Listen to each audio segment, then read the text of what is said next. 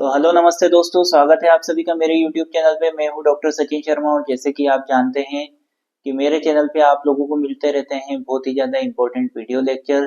चाहे वो informative video lecture हो, चाहे वो इम्पोर्टेंट क्वेश्चन से रिलेटेड हो, या फिर कोई से सिलेबस का टॉपिक हो जिसको एक्सप्लेन करते हुए मैं वीडियो लेक्चर बनाता हूँ। तो आज मैं जो आपके लिए लेके आया हूँ वो वीडियो लेक्चर होने वाला है मध्य प्रदेश की अलग अलग यूनिवर्सिटी में पढ़ रहे कॉलेज के स्टूडेंट्स के लिए। तो जी हाँ दोस्तों, जैसा कि आपको स्क्रीन पे दिखाई दे रहा है कि ये जो वीडियो लेक्चर होने वाला है ये थर्ड ईयर के स्टूडेंट्स के लिए इम्पोर्टेंट होने वाला है।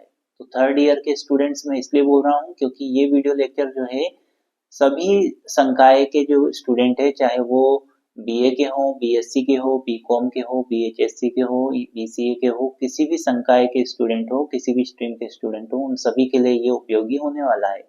तो जैसा कि आप जानते हैं कि फाउंडेशन कोर्स का जो सिलेबस है वो सभी का सेम होता है, चाहे वो स्टूडेंट बीए बीएससी किसी भी संकाय का हो। तो ये जो वीडियो लेक्चर होने वाला है ये होने वाला है फाउंडेशन कोर्स के या आधार पाठ्यक्रम के इंग्लिश लैंग्वेज के ऊपर होने वाला है। तो पहले जो है मैं हिंदी लैंग्वेज के ऊपर आपको वीडियो बना चुका हूँ, और अब जो आया है ये आपका इंग्लिश लैंग्वेज के ऊपर होने वाला है। और इस वीडियो लेक्चर में हम क्या चीज पढ़ने वाले हैं? इस वीडियो लेक्चर में हम पढ़ने वाले हैं ऑब्जेक्टिव टाइप क्वेश्चंस को।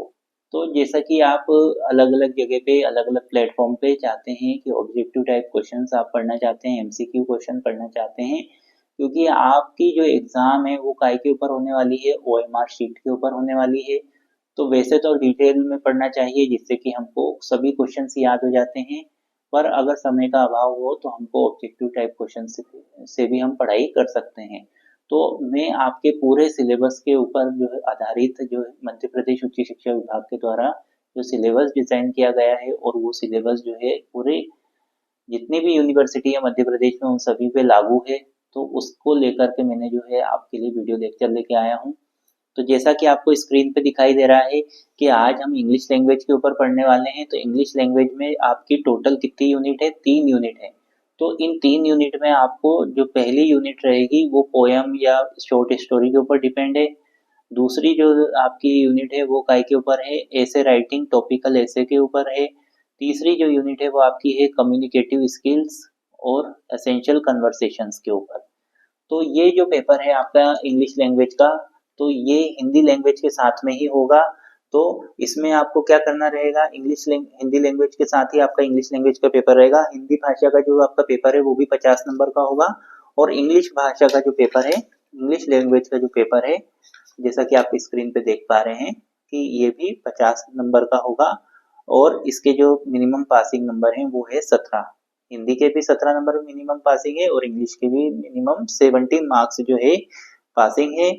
50 मल्टीपल चॉइस क्वेश्चन आएंगे आपके, ऑब्जेक्टिव टाइप क्वेश्चन आएंगे, और उसमें हो सकता है ट्रू फॉल्स टाइप के भी क्वेश्चन आपसे पूछे जा सकते हैं। तो आइए शुरुआत करते हैं हम। तो स्टार्ट करते हैं आपकी पहली पोयम से, पहली पोयम के ऑब्जेक्टिव से स्टार्ट करते हैं। तो जैसा कि आपको स्क्रीन पे नजर आ रहा है कि आपकी जो फर्स्ट यूनिट है, तो फर्स्ट यूनिट में जो पहली पोयम है वो है द एक्सप्रेस। तो द एक्सप्रेस नाम की जो पोयम है इसको किसने लिखा है? स्टीफन स्पेंडर नाम के जो पोएट हैं उनके द्वारा ये लिखी गई है। तो इसके जो है हम ऑब्जेक्टिव टाइप क्वेश्चन को स्टार्ट करते हैं। कहाँ से जो है किस तरीके से जो है इसमें पूरी पोयम में सारी चीजें बताई गई है, वो सभी चीजें जो है आपको इसके ऑब्जेक्टिव टाइप क्वेश्चन में मिल जाएंगे। तो पहला क्वेश्चन है आपका, हु वाज स्टीफन स्पेंडर। तो पहला ही क्वेश्चन पूछ रहा है आपसे कि स्टीफन स्पेंडर कौन है। तो आपको इसका आंसर जो है लिखना है, लिखना मेरा मतलब कि गोला भरना है, an English poet and novelist. उसके बाद दूसरा क्वेश्चन है कि when was Stephen Spender born. तो स्टीफन स्पेंडर का जन्म कब हुआ था? 1909 में, 1909। फिर आपका तीसरा क्वेश्चन है, where was Stephen Spender born. तो स्टीफन स्पेंडर का जन्म कहाँ हुआ था? तो उनका जन्म हुआ था लंदन, इंग्लैंड में।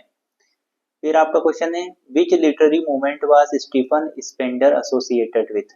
तो कौन से मूवमेंट से जुड़े हुए थे स्टीफन स्पेंडर? मॉडर्नाइजिंग मॉडर्निज्म से जुड़े थे, मॉडर्निज्म से जुड़े हुए थे। Which famous poem did Stephen Spender written? तो स्टीफन स्पेंडर जो है उनने कौन सी जो है फेमस पोएम लिखी थी? तो यहाँ पे ये कुछ पोएम के नाम दे रखे हैं, इनमें से कोई सी नहीं लिखी थी। The waste land, ode to the nightingale, funeral blues, इनमें से कोई सी भी पोएम इनने नहीं लिखी थी, इसलिए इसका आंसर है नन ऑफ दिस। अगला क्वेश्चन है the movement of the train has been compared to. तो जो ट्रेन का जो मूवमेंट हो रहा था उसको किस हिसाब से कंपेयर किया गया था? ट्रेन को किस हिसाब से कंपेयर किया था इनने? एक रानी की तरह, एक क्वीन की तरह। इसका आंसर है एक queen. Which of the following is not a work by Stephen Spender? तो स्टीफन स्पेंडर का कौन सा कार्य नहीं है? तो स्टीफन स्पेंडर ने द टेम्पल नाम की पोएम भी लिखी थी, the year of the young rebels भी लिखा था, वर्ल्ड विथ इन वर्ल्ड ये भी लिखा था, और इसमें से द ग्रेट गेट्स बाय नहीं लिखा था। तो इसलिए इसका आंसर हो जाएगा द ग्रेट गेट्स बाय, जो कि इन्होंने नहीं लिखी थी। बाकी the temple, the year of the young rebels, word with in word तो इनके द्वारा लिखा गया था। अगला क्वेश्चन है Stephen Spender served as a literary editor for which magazine? तो स्टीफन स्पेंडर ने जो है एक एडिटर की तरह काम किया था, कौन सी मैगजीन में? हॉरिजॉन के लिए। Which prestigious poetry award did Stephen Spender receive? तो स्पेंडर स्टीफन स्पेंडर के द्वारा कौन सा प्रेस्टिजियस अवार्ड जीता गया था? वो है पुलिट्जर प्राइज, पुलिट्जर प्राइज। उसके बाद में आता है अगला question when did Stephen Spender pass away? तो स्टीफन स्पेंडर कब जो है एक्सपायर हो गए थे? वो हुए थे एक्सपायर 1995 में, 1995 में, और इनका जो जन्म हुआ था वो हुआ था 1909 में, 1909 में। The express is a symbol of, तो एक्सप्रेस जो पोयम इनने लिखी थी वो काय का सिंबल थी? मॉडर्निटी का। The figure of speech used in the line she passes the house is, तो इनने जो लाइन लिखी थी शी पासेस द हाउस, तो ये इसका जो है कौन सी फिगर ऑफ स्पीच इसमें यूज की गई? पर्सोनिफिकेशन। मैनिफेस्टो इज, मैनिफेस्टो क्या है? एक आर्टिकल है, an article.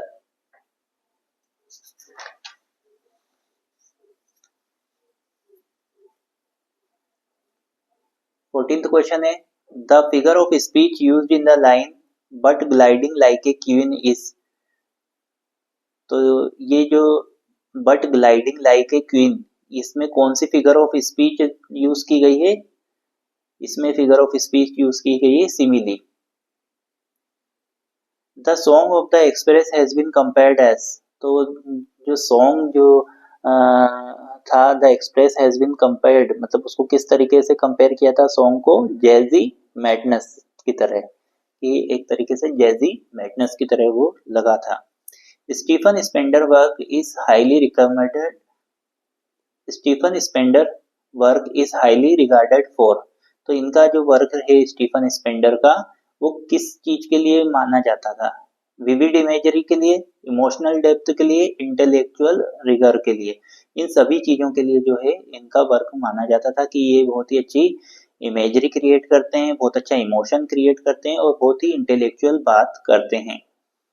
In his early poetry Spender focus was on the themes of, तो मतलब कि जब शुरुआती पोएट्री जो स्पेंडर ने जब लिखी थी तो उनका फोकस काय पे था? लव पे भी था, एलिनेशन पे भी था, ह्यूमन रिलेशनशिप्स के ऊपर भी था, इसलिए इसका आंसर होगा all of the above. Stephen Spender writings are poetry and essay, तो मतलब कि स्टीफन स्पेंडर जो है पोएट्री और एसे दोनों लिखते थे। उसके बाद में अगला क्वेश्चन है Stephen Spender poetry and essay continues to be studied and appreciated by, तो स्टीफन स्पेंडर की जो पोएट्री थी और एसे थे उसको स्टडी और अप्रिशिएट किसने किया था? स्कॉलर्स और रीडर के द्वारा किया गया था। Stephen Spender articles are appreciated as they offer valuable insights into the complexity of human experience and the harsh climate on the 20th century, तो इनके जो आर्टिकल रहते थे वो काय के ऊपर एक्सपीरियंस करवाते थे? 20th सेंचुरी में सोशियो पॉलिटिकल के ऊपर डिपेंड होते थे। Stephen Spender also served as a professor of, तो स्टीफन स्पेंडर जो थे वो किस काय के प्रोफेसर के तौर पे काम किया उनने, इंग्लिश लिटरेचर के प्रोफेसर के तौर पे इन्हें काम किया। But gliding like a queen she leaves the station, in this statement she means, तो जो इन्हें लाइन लिखी थी कि but gliding like a queen she leaves the station, तो मतलब कि क्वीन की तरह चलते हुए इसने स्टेशन को छोड़ा।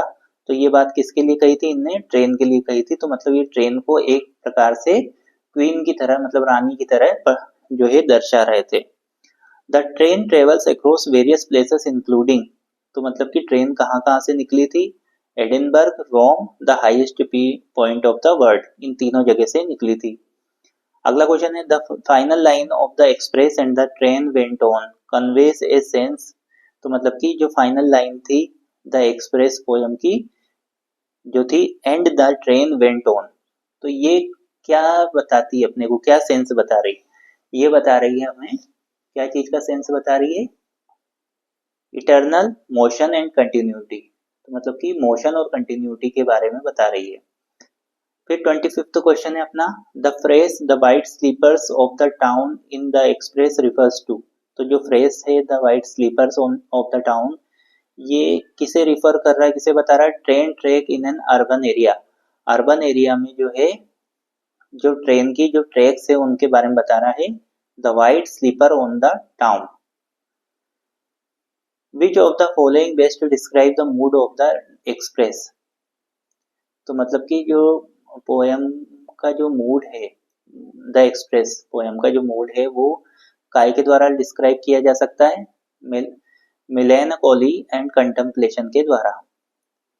विच literary technique is prominently used in the express, तो मतलब कि कौन सी टेक्निक को यूज किया गया है एक्सप्रेस में, सिमिली को।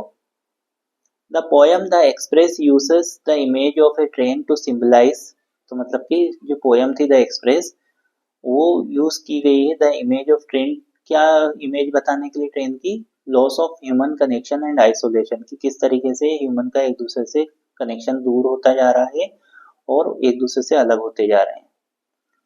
इन the express the train is describe as moving with, तो मतलब कि द एक्सप्रेस ट्रेन में, द एक्सप्रेस पोएम में द ट्रेन को किस हिसाब से डिस्क्राइब किया गया है, किस तरीके से मूव कर रही है train, thunderous speed and power के साथ में, बहुत तेज स्पीड और पावर के साथ में। The imagery used in the express suggest A contrast between nature and technology, तो मतलब कि जो इमेजरी जो इसमें यूज की गई है वो नेचर और टेक्नोलॉजी के बीच की यूज की गई है। What is the tone of the express, तो द एक्सप्रेस पोएम का टोन कैसा है, जॉयफुल है। Spender receive numerous dash throughout his career, तो स्पेंडर ने क्या जो है जीता था अपने पूरे करियर में, ऑनर एंड अवार्ड्स, मतलब कि बहुत सारा जो सम्मान और अवार्ड इन्होंने जीते थे। अब आ जाते हैं दूसरी पोयम में जिसका नाम है the world is too much with अस, जो कि विलियम वर्ड्सवर्थ के द्वारा लिखी गई है। तो इसमें देखते हैं कि क्या क्या क्वेश्चंस अपने को देखने को मिल रहे हैं। तो पहला क्वेश्चन है who is the author of the poem the world is too much with us, तो किसने लिखी है ये poem the world is too much with us, William Wordsworth के द्वारा लिखी गई है। दूसरा क्वेश्चन है what is the main theme of the world is too much with us, तो इसकी थीम क्या है, the withering connection between mankind and nature, तो मतलब कि मैनकाइंड और नेचर के बीच के कनेक्शन के बारे में बात की गई है the world is too much with us में। उसके बाद में आपका अगला क्वेश्चन है William Wordsworth belong to the period to the dash period of English literature, तो मतलब कि ये William Wordsworth belong to the romantic period, ये रोमांटिक पीरियड को बिलोंग करते थे इंग्लिश लिटरेचर में। What is the meaning of phrase the world is too much with us, तो जो फ्रेज है world is too much with us इसका मतलब क्या है, we are engrossed in the materialistic pursuits, इसका आंसर है we are engrossed in the materialistic pursuits. अगला है what is the speaker's attitude toward nature in the poem, speaker का attitude क्या है? Longing and love. The word is too much with us was published in the year, कौन से year में publish हुई थी the word is too much with अस? 1807, 1807 में। Why did the poet refer to Greek mythology in the poem? It serves as a source of inspiration for the speaker. What is the tone of the poem? तो poem का tone कैसा है? Angry है। What is the purpose of concluding? Angry मतलब कि इधर जो मैंने कभी बताया आपको, what is the tone of poem, तो इसमें एंग्री का मतलब गुस्सा, गुस्से भरे। What is the purpose of concluding couplet in the poem? To emphasize the speaker's desire for the closer connection with the nature. How does the word is too much with us reflect the ideals of the romantic moment? By celebrating the beauty and power of nature. तो मतलब कि how does the word is too much with us reflect the ideals of romantic, तो romantic moment को कैसे दर्शा रहे हैं? By celebrating the beauty and power of nature, beauty और पावर के साथ में नेचर की। How many Greek gods are described in the poem? कितने ग्रीक गॉड बताए गए हैं इस पोयम में? 2, 2। How many lines are there in the poem? कितनी लाइन है पोयम में? 14 लाइन्स है।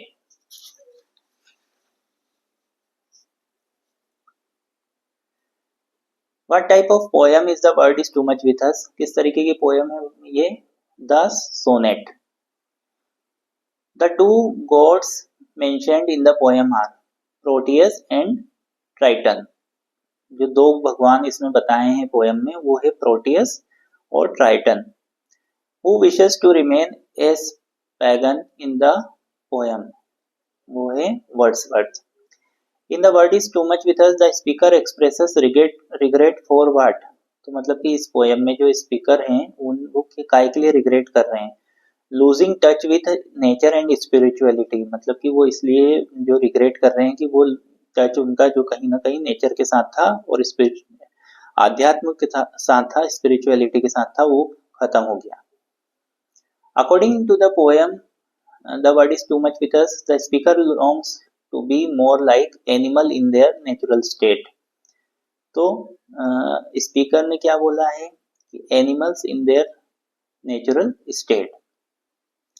The poem criticises society for its excessive focus on, तो मतलब कि पोएम जो है ये किस लिए क्रिटिसाइज कर रही है सोसाइटी को, किस लिए मतलब जो है सोसाइटी को ब्लेम कर रही है, क्योंकि उनकी जो सोच है वो मटेरियल वेल्थ एंड पोसेशंस के बारे में है, वो नेचर के बारे में और आध्यात्मिक स्पिरिचुअलिटी के बारे में नहीं सोचते। The phrase we have given our hearts away in the poem suggest that become consumed by the material possessions, मतलब कि ये जो लाइन इसमें कही गई है कि we have given our heart away, तो मतलब ये क्या दर्शाती है? ये दर्शाती है कि बिकम, हम लोग जो हैं मटेरियल जो आसपास जो हमारे जो चीजें हैं हम उन पे उलझे रहते हैं, हम जो है नेचर के बारे में बात नहीं करते हैं। Become consumed by material possessions. William Wordsworth published his first poetry in the book, William Wordsworth ने जो है पब्लिश की थी अपनी पहली पोयम को कौन सी बुक में? N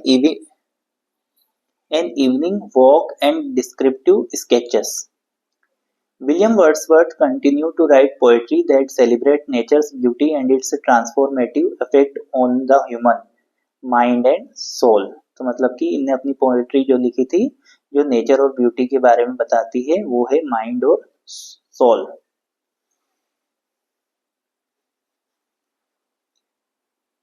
William Wordsworth emphasized the power of personal emotions and memories।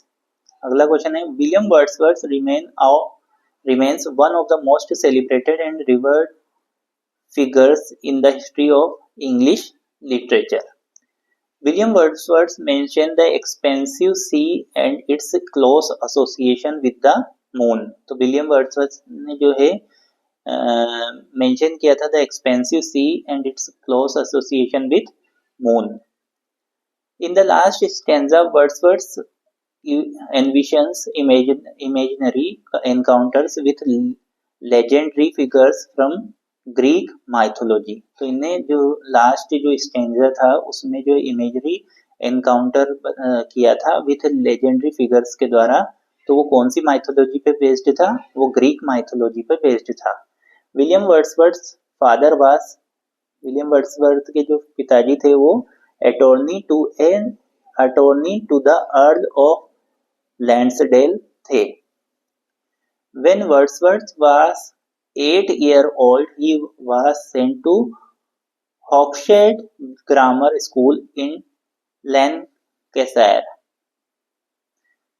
तो ये जब 8 साल के थे तब इनको वहां भेज दिया गया था ग्रामर स्कूल में। When William Wordsworth entered in St. John's College, Cambridge, तो सेंट जॉन कॉलेज जो कि कैम्ब्रिज में था वहां पे कब एंटर हुए थे विलियम वर्ड्सवर्थ? 1787 में। What was William Wordsworth passion? तो विलियम वर्ड्सवर्थ का पैशन क्या था? घूमना, travelling. William Wordsworth took his BA degree in, तो विलियम वर्ड्सवर्थ ने बीए की डिग्री कब ली थी? 1791 में। William Wordsworth could not pass a smooth time in the school because he was indifferent to study। तो क्योंकि विलियम वर्ड्सवर्थ जो है एक स्मूथ टाइम अपने स्कूल में नहीं बिता पाए क्योंकि वो इंडिफरेंट थे स्टडी को लेकर के। William Wordsworth poem was inspired by his experiences during, इनकी जो पोएम थी वो कौन से एक्सपीरियंस के ऊपर डिपेंड थी? जर्नी के ऊपर, घूमने के ऊपर या ट्रेवलिंग के ऊपर अपन कह सकते हैं। Who was called the high priest of nature? Nature का हाईएस्ट जो प्रीस्ट है वो किसको माना गया है? विलियम वर्ड्सवर्थ को माना गया है। Which of the following Wordsworth poetical work? तो पोएटिकल वर्क कौन सा था वर्ड्सवर्थ का? द प्रील्यूड भी था, द सोलिटरी रिपर भी था, द टेबल टर्न्ड भी था। तो ये इसका आंसर हो जाएगा all of the above. The poem the word is too much with us has divided into 2 parts, मतलब कि ये जो पोएम है ये 2 भागों में डिवाइडेड है। The word is too much with us.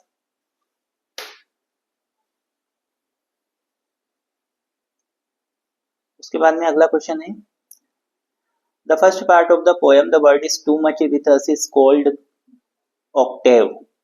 तो मतलब कि जो पहला पार्ट है पोएम का the word is too much with अस, ये क्या कहलाता है? ऑक्टेव कहलाता है। William Wordsworth exclaims that he would rather be a pagan than a materialistic। तो वो वर्ड्सवर्थ कहते हैं कि वो एक पैगन होना ज्यादा पसंद करेंगे मटेरियलिस्टिक के तुलना में। इसका आंसर है ए पैगन। वर्ड्सवर्थ डाइड ऑन, तो वर्ड्सवर्थ का निधन कब हुआ था? 23 अप्रैल 1850। The word is too much with us by William Wordsworth reflect on humanity disconnect from nature। तो ये जो पोएम है word is too much with अस जो है ये काय से जुड़ी हुई है? ये मतलब ये किस चीज को बता रही है कि ह्यूमैनिटी जो है, मानवता जो है वो काय से डिस्कनेक्ट हो गई? अपने नेचर से डिस्कनेक्ट हो गए। मानव जो है वो अपने नेचर से डिस्कनेक्ट होकर के जो बाकी चीजें हैं उनसे जुड़ गए हैं। The speaker in the word is too much with us express a desire to, तो जो स्पीकर है पोएम में the word is too much with us में, तो वो क्या डिजायर करते हैं? Longs for a return to ancient spirituality, तो मतलब कि वो चाहते हैं कि वापस से पुरानी तरह से आध्यात्मिक लाइफ में पहुंच जाएं। The phrase little we see in nature that is ours suggests that humanity is blind to the wonders of the natural world। ये इसका आंसर है little we see in nature that is our। उसके बाद में the phrase getting and spending we lay waste our powers that implies that, तो इसमें जो है जो फ्रेज है आपका getting and spending we lay waste our powers implies, क्या इम्प्लाइज करती है? Excessive materialism hinders personal growth. What is the central theme of the word is too much with us, तो सेंट्रल थीम क्या है इसकी central theme है the loss of spirituality in modern society. तो ये हो गया आपका सेकंड पोएम भी कंप्लीट हो गई। अब आते हैं हम थर्ड पोएम पे जो कि है थर्ड आपकी स्टोरी है, पोएम नहीं है, स्टोरी है। उसका नाम है माई फाइनेंशियल करियर, जो कि स्टीफन लियोकॉक ने लिखा था। तो ये एक प्रकार की शॉर्ट स्टोरी है। इसके अपन देखते हैं कि क्या क्या क्वेश्चंस इसमें बनते हैं। How much money did the narrator intend to deposit in the bank? तो कितना जो पैसा जो है नरेटर डिपॉजिट करना चाहता था बैंक में, $56, who is described as a grave calm man. तो किसको माना गया था ए ग्रेव और काम मैन, किसको माना था? मैनेजर को। तो जैसा कि आप जानते हैं ये कहानी जो है माय फाइनेंशियल करियर के ऊपर डिपेंड है, जो कि स्टीफन लियोकॉक ने लिखी है। तो इस शॉर्ट स्टोरी के जो है क्वेश्चंस हम पढ़ रहे हैं। तो इसका जो सेकंड क्वेश्चन है कि ग्रेव और काममैन किसको बोला गया है, इसमें मैनेजर को बोला गया है। Who did the narrator want to see alone? नरेटर किसको अकेले में देखना चाह रहा था? मैनेजर को। What is the accountant name? Accountant का नाम क्या था? Mister Montgomery. Due to the narrator reluctance and strange behavior, the manager assumes that he is a detective. Manager को क्या लगा कि नरेटर कौन है? एक डिटेक्टिव है। Which word best describe how the narrator feel about transacting business inside the bank? तो मतलब कि which word best describe, तो क्या वर्ड जो है सबसे अच्छे तरीके से डिस्क्राइब करेगा कि how the narrator feel about transacting business inside the bank. तो जो नरेटर ने जो ट्रांजैक्शन किया था वो किस तरीके से माना जाता है?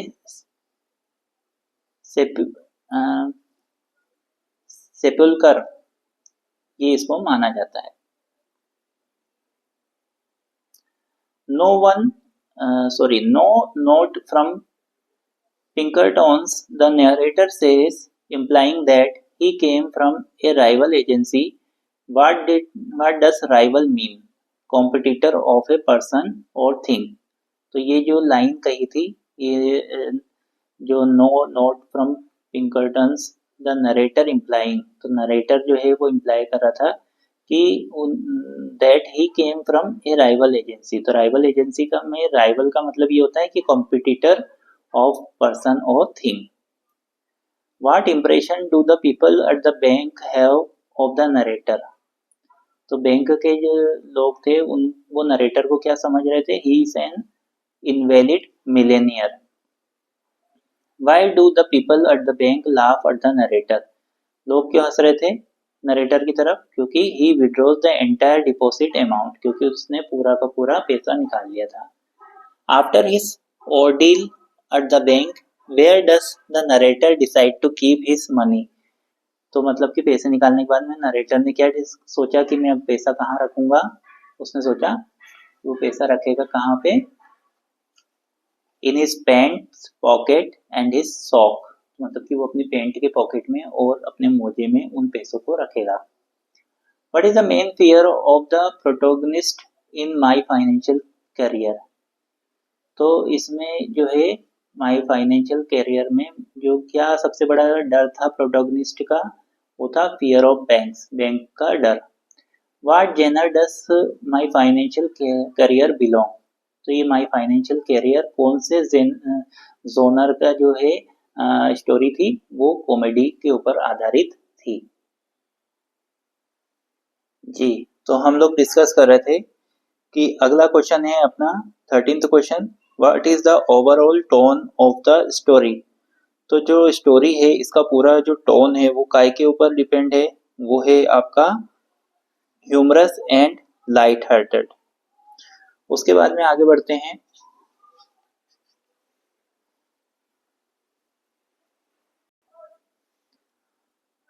How does the narrator describe his feeling towards opening A bank account? तो नरेटर जो है वो क्या डिस्क्राइब कर रहा है अपनी फीलिंग को कि जब वो बैंक अकाउंट खुलवा रहा था तो उसको कैसा लग रहा था? Anxious and terrified. अगला क्वेश्चन है what literary device does Stephen Leacock primarily use in the story? तो कौन सा जो लिटरेरी डिवाइस स्टीफन लियोकॉक ने यूज किया था स्टोरी में? वो है आयरोनी। How does the protagonist feel about the grandeur of the bank building? Anxious and overwhelmed. What is the significance of the story title?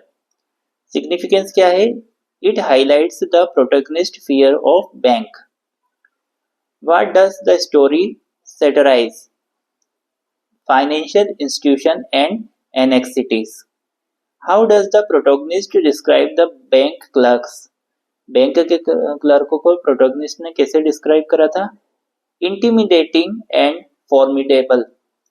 What is the lesson or moral of the story?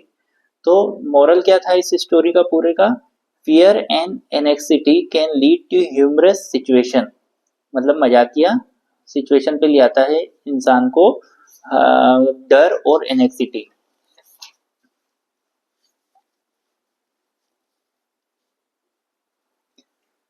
How does the protagonist pursue the bank clerk appearance? इसका answer है intimidating and stern. What does the protagonist find challenging about endorsing a check? तो protagonist ने क्या challenging लगा endorsing a check? The presence of the other people. The bank clerk's behavior towards the protagonist can be described as rude and dismissive. What does the protagonist do after leaving the bank in My Financial Career? Swears off financial institutions. Which literary device is frequently used in My Financial Career to create humor? Hyperbole. Hyperbole जो है ये device use किया गया था My Financial Career में. How does the protagonist describe his financial situation? Comfortable and stable. How does the protagonist react when the bank clerk presents him with a form to fill out? He becomes overwhelmed and anxious. What prompts the protagonist to visit the bank in My Financial Career?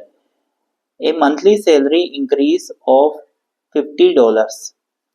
What does the protagonist request from the bank clerk in My Financial Career? Information on interest rates.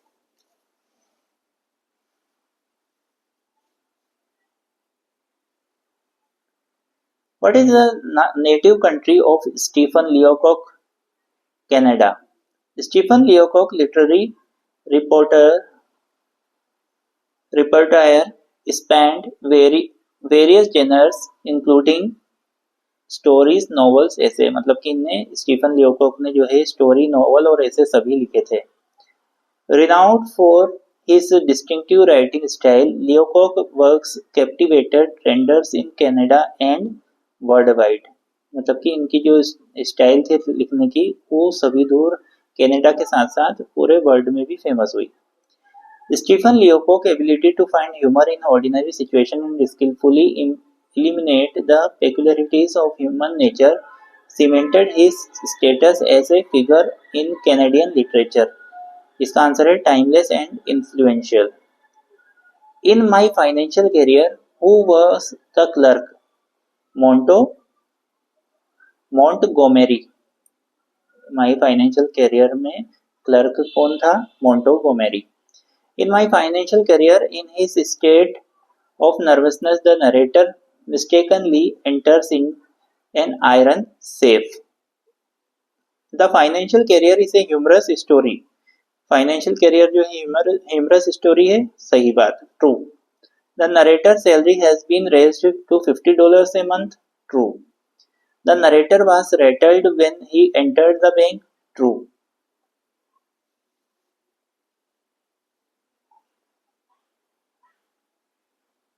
The narrator wanted to meet the manager alone, true. The manager thought that the narrator belonged to Pinkerton Detective Agency, true.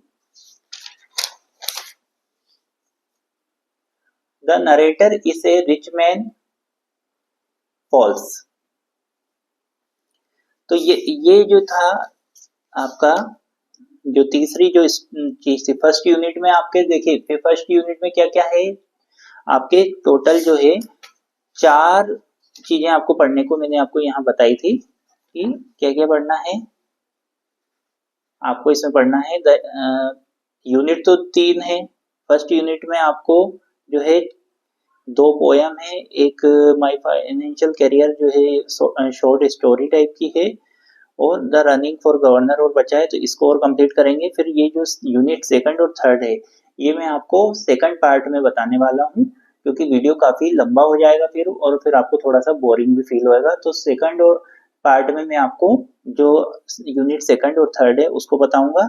इसमें बचा है running for governor mark Twain का, तो इसको और मैं आपको explain कर देता हूँ, उसके बाद में हम इसको खत्म करेंगे। तो रनिंग फॉर गवर्नर ये जो है एक ऐसे लिखा है, एक निबंध लिखा है, किसके द्वारा? मार्क ट्वेन के द्वारा। और मार्क ट्वेन जो है उनको एक और नाम क्या है उनका? सैमुअल क्लेमेंस जो है, जिनको सैमुअल क्लेमेंस जो है उनको मार्क ट्वेन के नाम से भी जाना जाता है। तो इसलिए पहला क्वेश्चन ही आपका आ गया, what was Mark Twain's real name? तो मार्क ट्वेन का जो रियल नाम है वो क्या है? Samuel Langhorne Clemens. In which novel does Mark Twain explore the theme of racism and mortality? The Adventure of Huckleberry Finn. What is the pseudonym of Samuel Langhorne Clemens? Mark Twain. Which river greatly influenced Mark Twain's writing? Mississippi River. तो Mark Twain की writing को कौन से river ने जो है influence किया था? मिसिसिपी रिवर ने। What is the iconic novel written by Mark Twain? Mark Twain के द्वारा जो आइकॉनिक नॉवल लिखा था वो है the adventures of Huckleberry Finn.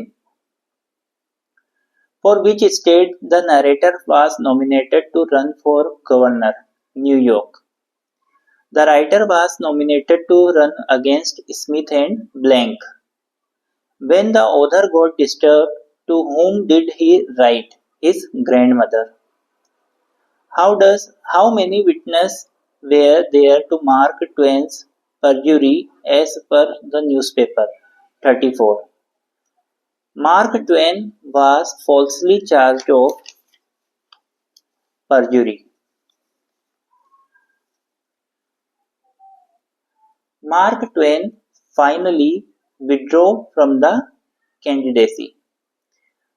What social commentary does the running for governor offer? The fickleness of public opinion. What is the central theme explored in Running for Governor? The role of character in politics. In Running for Governor, what advantages does the narrator believe he has over the other candidates? Political connections. How does Running for Governor challenges the notion of the character in politics by questioning the impact of character on election outcomes? In the Running for Governor, the protagonist decides to run for governor despite having no interest in politics. How does the essay Running for Governor portray the media role in shaping public opinion?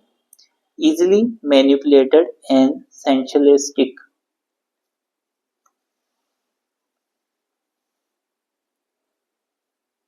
What is the overall tone of the essay Running for Governor? Cynical and sarcastic. Ultimately, Running for Governor serves as a commentary on the superficiality and unpredictability of the electoral process. What discomfort does the narrator experience during his campaign? Association with candidates involved in shameful crimes. What is the protagonist's mainly strategy to win the election in Running for Governor? Making extravagant promises to the voters. What does Running for Governor suggest about the qualifications for political leadership? Experience and expertise are essential for success. What makes Running for Governor a notable work by Mark Twain? Its satirical critique of the political landscape.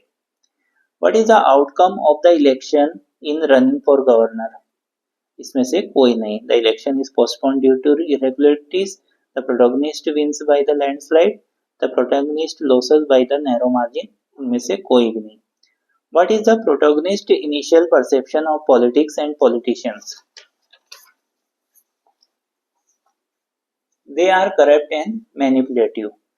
How does the protagonist gain popularity among voters in running for governor?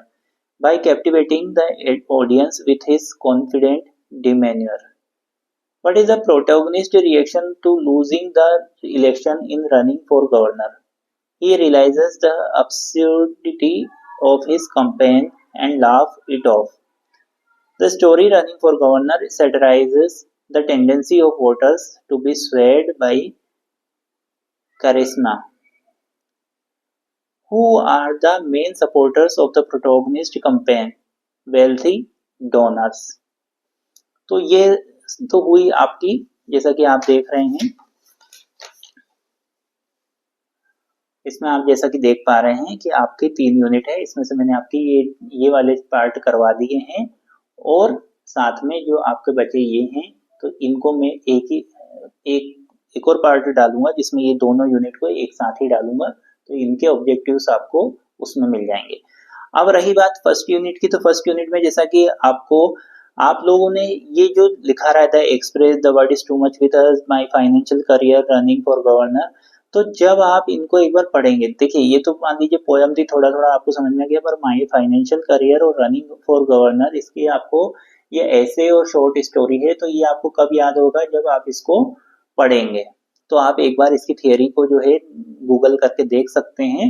उसके बाद जो मैंने आपको objectives बताए हैं, इन objectives को आप करेंगे तो आपको बहुत अच्छे से समझ में आ जाएगा. और जल्दी ही इसका सेकंड पार्ट भी मैं डालने वाला हूँ. मैं इसकी जो है जो फाइनल ईयर का जो रहेगा प्ले लिस्ट उसमें डाल दूंगा, और जो सेकंड पार्ट रहेगा उसका मैं ऐसा करूंगा कि डिस्क्रिप्शन बॉक्स में जो है आपको सेकंड पार्ट की लिंक भी डाल दूंगा, ताकि आप जब भी इसको देखेंगे उसके बाद डिस्क्रिप्शन बॉक्स में आपको सेकंड पार्ट भी मिल जाएगा, तो आपका पूरा सिलेबस कवर अप हो जाएगा. तो इसी तरीके से जो है मैं आप लोगों के लिए बहुत मेहनत कर रहा हूँ. इस समय लाइट नहीं है, पर बिना लाइट के भी मैंने आपका ये काम कंप्लीट किया, नहीं तो फिर क्योंकि आधे से ज़्यादा लेक्चर हो गया था. अभी मेरे हाथ में मोबाइल है, दूसरे मोबाइल से पकड़ करके आपके लिए ये मैं वीडियो लेक्चर लाया हूँ. आशा करता हूँ आप लोग इसको ज़्यादा से ज़्यादा पसंद करेंगे और अपने दोस्तों के साथ भी शेयर करेंगे. मिलते हैं नेक्स्ट वीडियो के साथ, तब तक के लिए नमस्कार, धन्यवाद.